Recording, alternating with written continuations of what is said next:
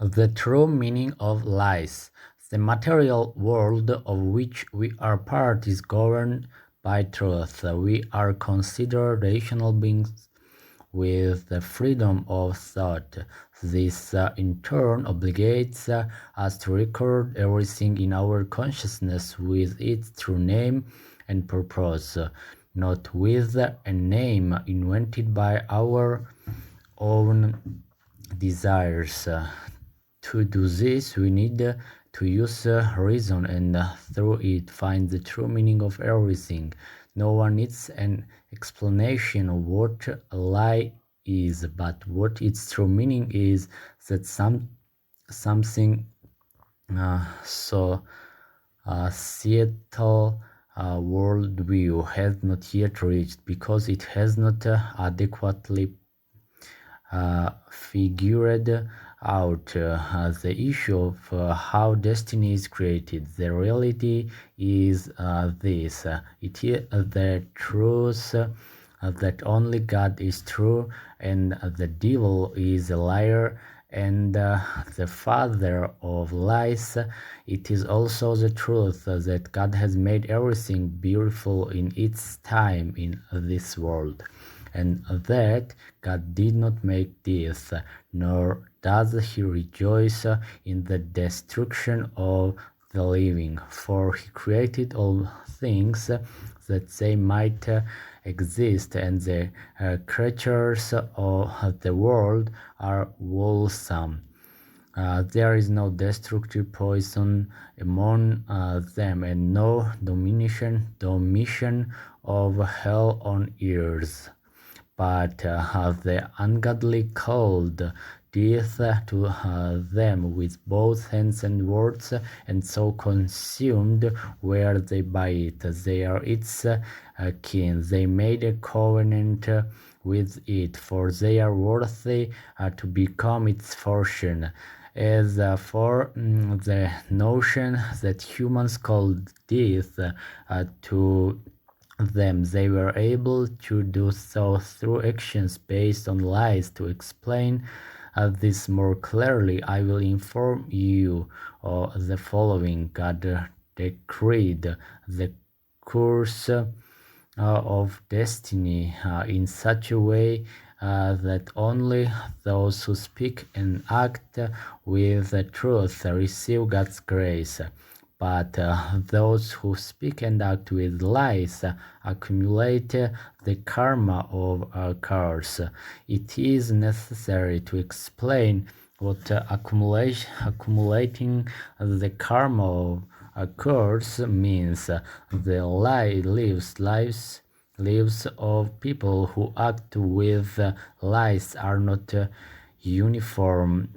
While one group of them luxuriates in wealth and holds high positions, the other group is deprived of all this, but both of them have something in common.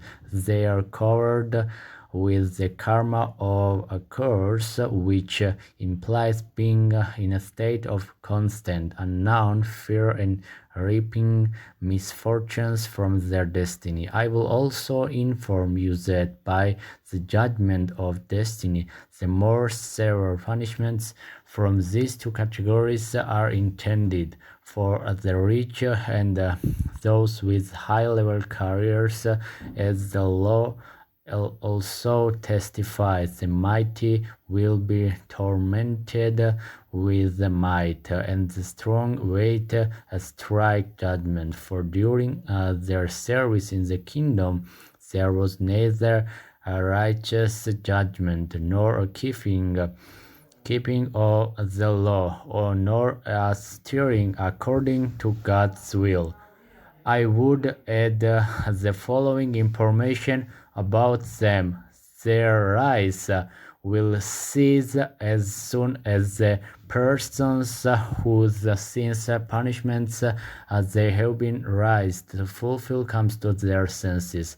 This will happen by them knowing the laws of truth and based on them repenting repenting of their sins, or unfortunately their death will be necessary due to their inability to repent because they did not know their own sins. The course of destiny is constructed in such a way that the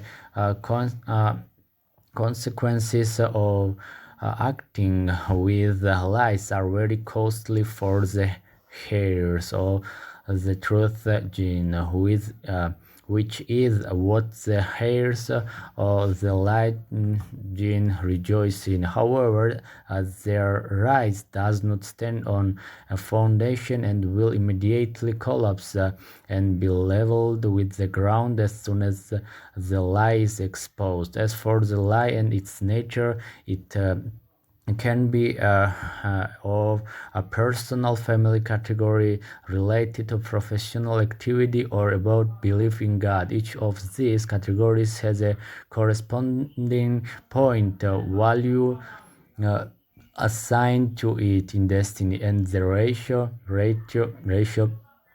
between them is as follows. Believing in one false law about belief in God is equivalent to 10 lies in the professional sphere and is equivalent to 100 lies in the personal family category. This is so because the feelings of love and hate picked in persons are endowed with the power of truth and lies and are represented as good and evil qualities.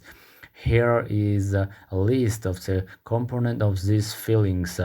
144,000 lies forms the ability to be deceitful. 144,000 to power of 2 lies form the ability to steal and others. I consider it necessary to note that people divide lies into good and evil lies. It's true that at first glance it seems that by hiding bad news and replacing it with good false news, the recipient rejoices, but in reality it is not this joy unfounded, and can it be exposed at any time? This would have a much worse result for that person than if the truth had been known to them from the very beginning. This is because the lost time, which reflects the period that this person was in a lie, makes the situation worse. Being in a period of lies means that the person in it is reaping the judgment of God's wrath from their destiny. Therefore, if a person consciously realizes that addiction to a lie is always equal only to reaping punishment, and therefore separates themselves from it, then the judgment of God's wrath will no longer have a place in their life. I also don't want to miss and must address the case when a person makes mistakes unconsciously, and then when they realize that they acted incorrectly, they comfort themselves by saying, I will be forgiven because not knowing is not a sin. I will tell you about all of this by the predestined reward. It is not the case that knowing is not considered a sin. On the contrary, we are dealing with a more severe punishment. This is because such an act deserves a triple punishment. First, because the search for knowledge of the truth has been denied. Second, because a person acts with a conviction that they are right, having accepted a lie as the truth, and their conscience does not prick them. Third, because the false action itself deserves a punishment for the lie. Based on the peculiarity of the program for managing destiny, it is clear that those who makes mistakes in the field of belief in God will receive the highest ranking punishment, for the reward of not knowing is not a sin. Being in the period of the last times of humanity means that the period of active exposure of the lies in this field has arrived. Therefore, today more than ever, it is very important for people to come to their sense in time so that they can quickly find and know the true information about belief in God and act accordingly.